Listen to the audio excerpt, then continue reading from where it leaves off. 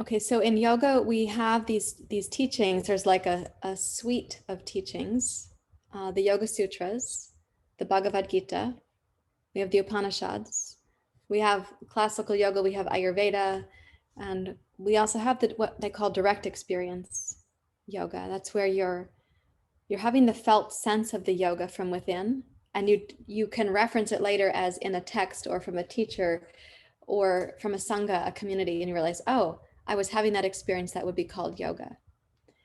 And what I wanted to talk with you about for a few minutes right now is to set the stage for our work today.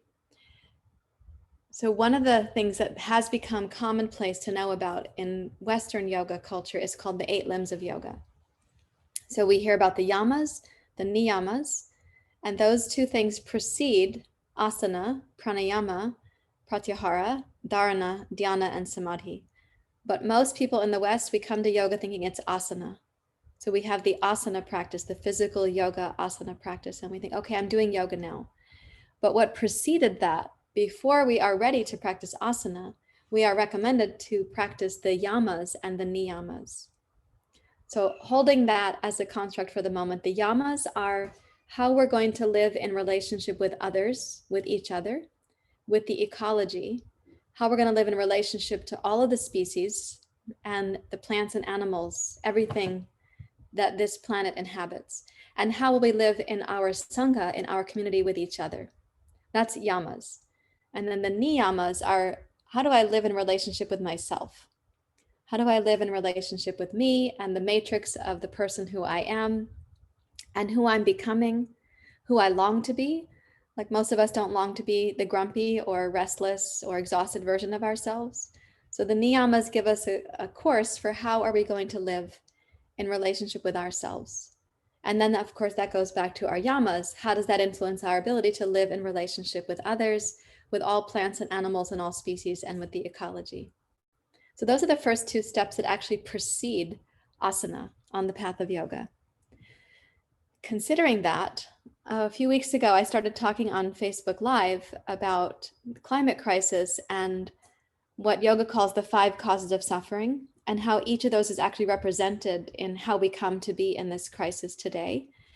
And because I'm a yoga teacher and a yoga enthusiast, a yoga ambassador, I'm speaking through the lens of yoga about climate crisis. I'm not someone who can speak as a scientist or even particularly an activist or a journalist. So what I said a couple weeks ago, and this video is posted on our Facebook page, I said, okay, the first cause of suffering is avidya, forgetting our basic nature, forgetting the indwelling wisdom, the vidya that we're meant to live with, that's meant to come through us. When we forget our essential nature, it causes us to forget the essential nature of everything, because we are tied in intimately to every other thing. So just forgetting who we are, we might think, oh, I do love human beings. I appreciate animals. I'm interested in human rights and animal rights, and I'm interested in a healthy ecology. And all of that may be our very strong value system. But if we're also forgetting our essential nature, there's a place in us that can't live in integrity with our values. So one of the reasons that we're here in this climate crisis is that humanity has forgotten its basic nature. In other words, we think we're separate from nature, actually the other nature, but we have forgotten our most indwelling native self. Our essential nature is not meant to be compartmentalized, conflicted, judgmental, alienating, annihilating, rejecting, condemning, institutionalizing. Our native heart from the teachings of yoga is not meant to cultivate all of that.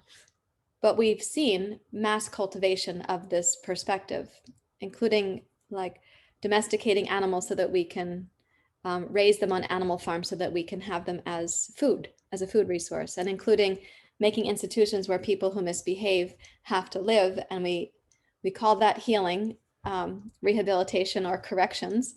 But some of us have been inside these institutions, and we know that generally the institution is completely overwhelmed and can't dedicate time to healing because it's dedicating time to controlling.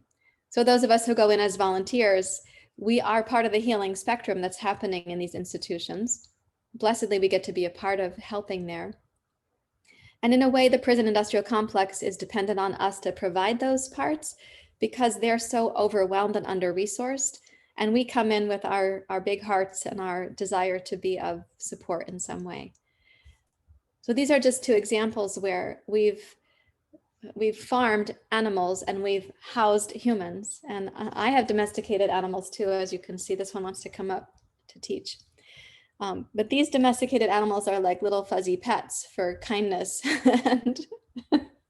And they're getting new hairdos right now because they subjected themselves to being here on my table.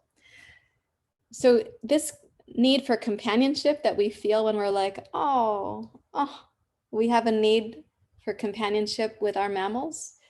When you have that felt sense for yourself, that's native to you. You have what's called reflexive empathy or reflexive connection circuits, and you want that kind of connection.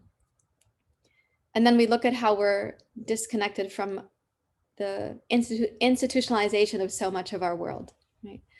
So avidya is the first cause of suffering, and here we are living as a civilization in ignorance of our basic nature, and we make systems that don't let that basic nature be deeply respected in all things and all people. Then we go to the second cause of suffering, which is called asmita. That means that we feel like we're now separated. In fact, this sense of separateness feels like loneliness. It leads to things like self-criticism or self-doubt, and we aren't sure where we fit in the family of things. But this sense of separateness also leads to what I like to call the self-improvement project. If I could just improve myself enough in a certain direction, maybe I will acquire acceptance and love and belonging. Maybe I won't feel I'm at risk of being rejected or judged or not included. So I work on this self to make it the one that people will enjoy and that I will enjoy. And that also means I'm going to pare away certain parts of myself that might not be so enjoyable.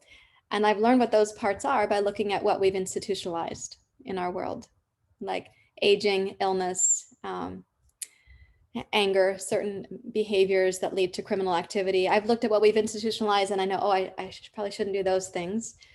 Certain emotions, I should put those aside. And then I become a compromised version of who I am, who I was meant to be. And when I do that, I also miss the chance for myself and others to collaborate and learn about the full spectrum emotions that we are capable of having. We don't even get to practice it because it's been so kind of segmented or compartmentalized, institutionalized.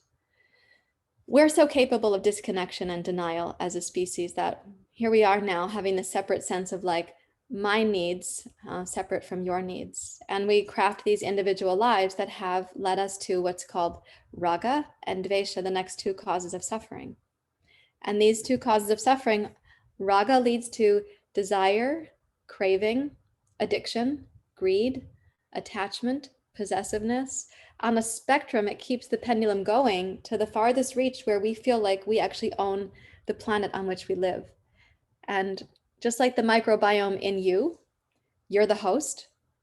Those little microbiomes are their own little individual units. Just like that, you are an individual unit on the Earth's microbiome. We don't own the Earth. It's our host. And we are here to steward it, to be a part of how it flourishes. But we've gone on this raga, this craving, desire, and we're in a first world country here, so we can really max it out on what we think we need and what we think we want. On the other side is called dvesha, and that word actually means hatred. So when we chant, we say, Ma vidvesha vahi. We're saying, Ma vidvesha, dvesha, vahai. May I not succumb to hatred. May I not fall prey to animosity. May I not even have to succumb to impatience, because it's the first seed. Before there's hatred, there's impatience. Before there's hatred, there's a sense of separateness from others and from ourselves. So may I catch myself in the impatience before it becomes a bigger thing. So raga and dvesha are the next two causes of suffering, and what we're going to be seeing right now. For most of human nature facing the climate crisis, we can't expect a really mature response because we haven't seen maturity. So we don't have evidence that we're going to have a mature response to what's going on. We might have a hunch that there's a percentage of people who will want to see this in a spiritual way and a activism way and in a healing way. And we'll have a percentage of people who will see it as they're going to look out for themselves and their people and their needs. We already know that some of the wealthiest people are making underground bunkers using their millions to create something that they're going to survive in. So this raga and dvesha, moving that pendulum, is only going to exacerbate the climate crisis because it will further compartmentalize us from each other. So both asmita and avidya will get bigger. So right now, what I'm recommending we do is really look at the yamas, how do we live with each other? And the niyamas, how can I live in relationship with myself so that I can limit the swinging of this pendulum, this big vacillation between grasping and clinging, aversion and resistance and hatred? How can I slow that pendulum down?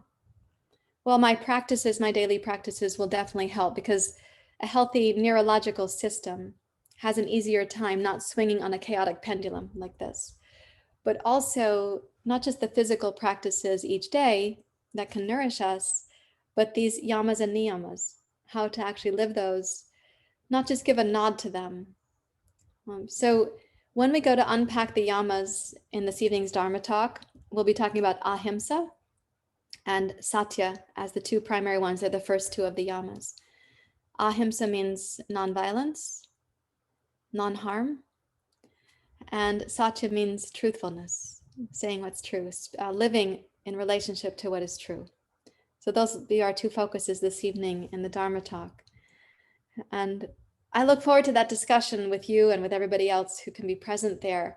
And I also want to be able to foster how can we then, as yoga ambassadors, not yoga evangelists, but yoga ambassadors, how do we start having those conversations with our friends and with our family members?